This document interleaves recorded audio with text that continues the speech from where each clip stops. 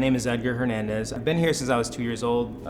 Was born in Houston. We moved here when I was 2, but I have been here my entire life. I started sort of pursuing art in my late 20s, I would say. I went to school for advertising and started kind of getting into the creative world in that sense of like helping, develop like campaigns and taking an artistic approach to how, brands sort of kind of portray themselves and all that. So then I decided that I wanted to kind of start my own sort of creative agency. And so then I enrolled at Cano and started taking design classes there. And that led to me starting my own label. So I started an apparel company and then opened up a shop and started doing a lot of design work, a lot of merchandise, more or less like fashion and merch and apparel design. Then freelance graphic design. And then I started doing some public art and a couple of murals.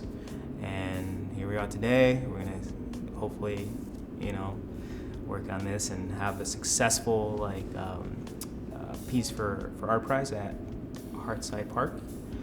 The project is that project, and I'm calling it the Hearthside Park Basketball Court Project.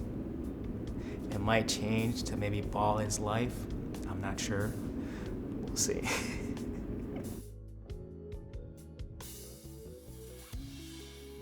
If people can really start sort of thinking about how spaces are used and interacted with, so reimagining spaces, right? So like what a court or a park or a plaza or a parking lot or whatever, spaces that are made for a gathering, it's like reimagining those spaces, right? Even if it is an existing park, how can this park be different? How can we make it where there's more life and that is actually being used, right? So can I maybe build a skate park here?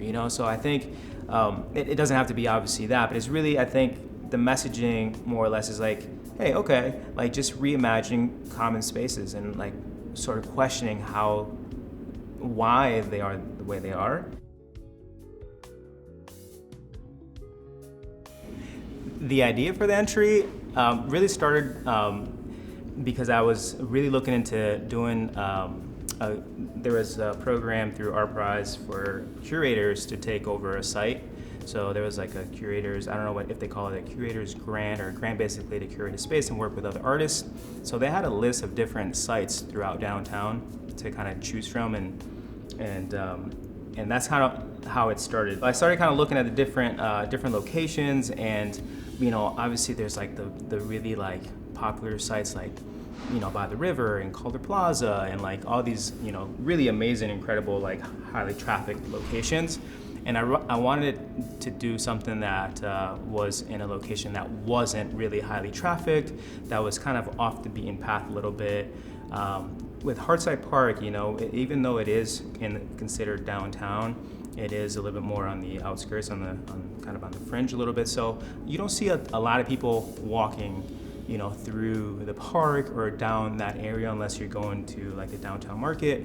I'm pretty familiar with that court in that area just because I had a shop right there next door just not too long ago, and I had a shop there for 3 years. So always drove by it, walked by it, and I noticed that it wasn't really used, and so once I had this opportunity of hey, potential sites, I was I love the sport, it's okay, this is something that's already here. How can I maybe take this and do something cool with it, So that was, I think, a couple of the reasons why I selected that site, and kind of the idea sort of started from there.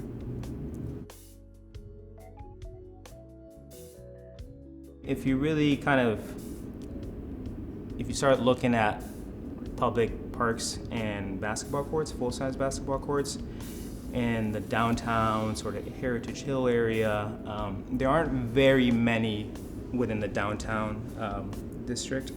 And so Hearthside truly is kind of the only outdoor basketball court, right? So it was really one of the main reasons. Like, well, why is the only court that is downtown in such terrible shape, right? Like, why does it look so bad? Like, we always talk about, like, creating these spaces and attractions, right, to bring people in and make this a beautiful place and all of that. And so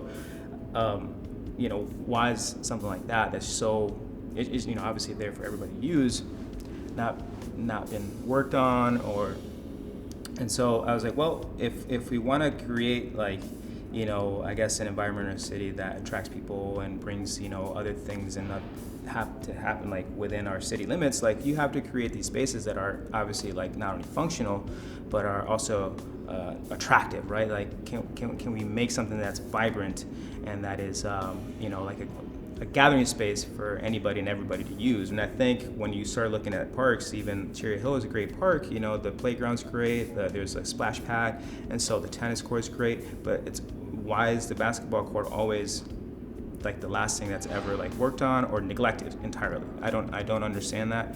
I feel like after obviously now doing some research on, like, cost, yeah, it can be costly, but there's also ways to to make it at least look presentable where the kids can use it and not be like a hazardous place for them to play.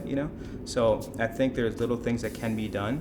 You don't have to, like, fully renovate a whole court, but there are little things that you can do to make it where the kids can actually use it again. So I think Hearthside Park was one that was, like, probably in the worst shapes that I've seen. Like, there's literally cracks on that court that are about 2.5 to 3 inches wide, about 4.5 inches deep, and literally run across the court, so 55 feet long. That's just one crack, So, like, wow, like what's going on here? It's like, oh, that makes sense why people aren't using this court, why the kids aren't using this court. Okay, so what can I do to maybe change that, right? So that's I think the main reason why I chose Hearthside.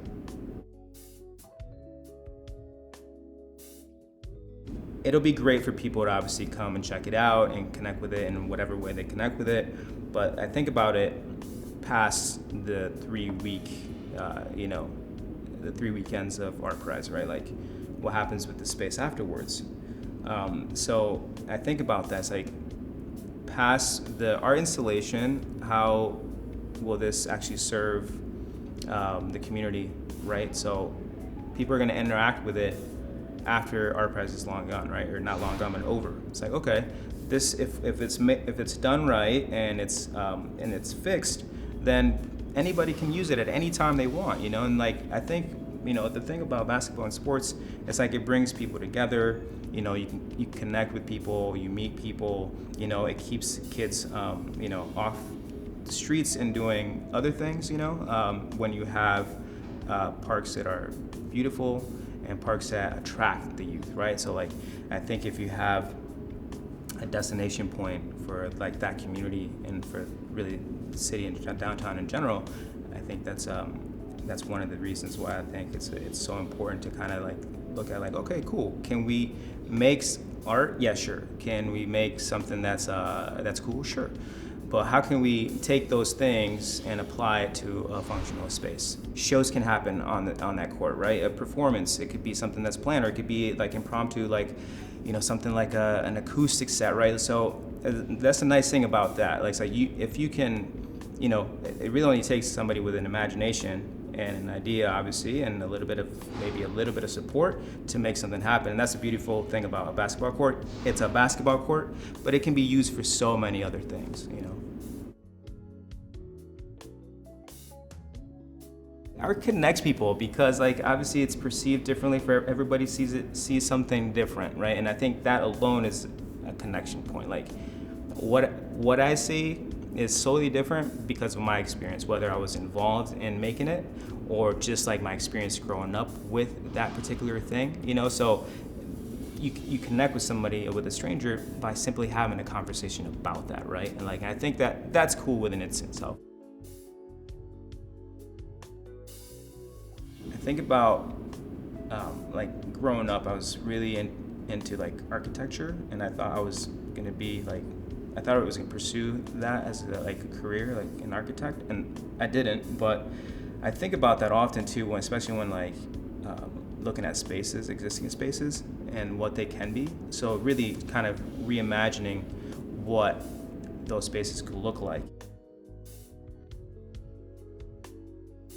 That you can basically almost like do whatever you want, right? Like kids have a crazy, wild imagination. Like, you know, a lot of times they're just not taken seriously. They're just like, you know, oh, that's cool, you know, but they're not really given an opportunity to develop those ideas, you know, like those, and they're sometimes really great, but like as adults, we sometimes don't give them the time of day, you know, and I think when kids see the court, I think they'll be like not only excited, like, oh, this is cool, like, but I think if they learn about what went into it and like how, like, say for instance, like it was really more or less like a DIY, okay, like DIY approach to like to redoing this court. Like if you have an idea, you should put a little time and effort into maybe developing that idea, even if somebody tells you no, right? Even if maybe your teacher or your parents says, oh yeah, that's cool. Like don't stop there, even if you're not being encouraged or supported. I think that it's important for you to at least explore those things, right? Like it may not go anywhere, it may not turn out as you thought it would, but like at least you got it out of your system, at least you saw it through. And I think that's really important. Joy, happiness, I don't know. Sometimes it's just like, think about it like simple things, right? The simple things of life is like, what makes people happy, you know? Being together and being outside and playing, you know, gathering. And that's really what it comes down to. I mean, I don't know how people will feel about it, but I'm happy when I play, you know, with other people, whether I know them or not. Whether I lose or win, you know, it's still fun, it's still great, you know? And so I think overall, I just want a place that brings a smile to most people's faces. You can literally take, you know, a bucket of paint and like repaint the lines that might be faded on your court. Say, hey, traditionally, yeah, I see an orange rim, but like, hey, if I have maybe a little bit of help from an adult and have like a ladder, maybe I can either paint it a different color without removing it. Maybe you remove it and paint it a color, your favorite color. You know, same thing with backboards, right?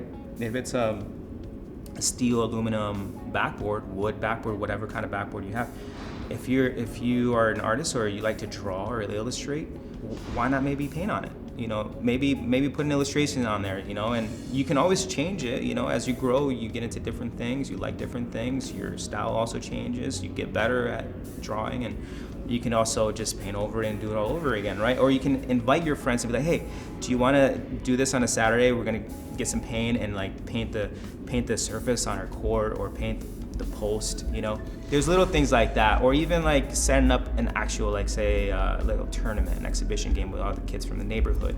You know, yeah, it might take a little work organizing that and getting it all put together, but that alone is fun. And there's like different ways that you can get involved within your own neighborhood without needing an organization or, you know, a lot of money to do it. So I think that's really cool. See what supplies you might have at home, what you can afford from the hardware store. Maybe ask people, you know, ask around. A lot of times it's just ask around, like, hey, do you have this? Can I borrow this? Do you have a little bit of extra paint? Do you have a ladder I can borrow? You know, things like that. Obviously, proceed with caution, be safe while you do it, but yeah, I think you can do that in your own backyard. I think about just like doing something for the greater good, right? Like for a community. You know, I think that addresses, you know, the social aspect of things, right? And like you can kind of go so many different ways with that. Like if we dive into this, like I don't know the reasons why this court has been sort of not that it's been forgotten about. It could be just simply funding, right? It could be just like a funding thing, like, well, there's no money to do anything with this court right now. And that could be the simple thing, right? But like, I don't know, I go to Wilcox Park all the time, and that's where I actually play basketball, because that court is really nice, you know? And so you kind of start seeing sort of like the differences in public spaces based on neighborhoods, like as blunt as that is, like, and it's unfortunate. It really is unfortunate. Although this piece may not say like something like there's not a clear message about addressing social injustices, but I think doing something about it, like physical work to repair something, fix something, and sort of rehab something, I think can be a form of addressing that without really saying that, Just like do it, right? So if that's your intention, to have a conversation about it and really talk to people about what you're going through, or how you see the world or how you see certain things, do it, right? So put yourself out there. It might be really uncomfortable. It might be you could be maybe really nervous about it, and you don't know how people might take it, right? But if that's your goal, right, to have conversation. It's not gonna be always easy. It's not gonna be comfortable, right? So, but like, that's how we make progress. And I think that's what you should. I mean, if you feel strongly about something, you should definitely do something about it. Whether it's expressing it in an art form or just saying it out loud verbally to somebody, or putting it out there in whatever way you think is best. I think go for it. I think for sure it's important for us to always express, like, if you see something that's not right, if you think somebody's being wronged, or somebody's being neglected or ignored or mistreated, you should be vocal about that. I think that's really, really important. It doesn't matter how old you are. It doesn't matter who you are. I think if you see something, you should stand up, not only for yourself, but stand up for others that may not have a voice. I guess I would say, like, ball is life. Like, there's that saying has been, I've seen it, I've heard it so many times just growing up, and it's like, I've seen it in memes, but it really, if you kind of, break that down a little bit, it really is about how much good and positive comes out of the love of a sport and playing. I think that key word of life, even though that may not entirely describe the project, I'm kind of taking that sort of little phrase with me, and like, okay, how do we make this look beautiful, right? How do we make this look vibrant, with color and green and flowers, and and so I think that might be, it's only 3 words, I guess. The other would be like, just do it, even though like this is not sponsored by Nike at all, but like, hey, if you have an idea, like, just go out and do it, right? Like, if you have an opportunity, if you have just a little bit of support, like, do it. Even if you don't have support, like, go out and pursue your true passions and your dreams. Like, that's, as humans, that is our purpose, is to really follow our true passions. Whatever really drives you, whatever little fire you have in your heart, whatever that is, maybe do something about it. Maybe explore that a little bit. See how far that takes you. See where that takes you. See maybe how happy that might actually make you. You might be surprised at how fulfilled you will be by actually going out and doing something yourself.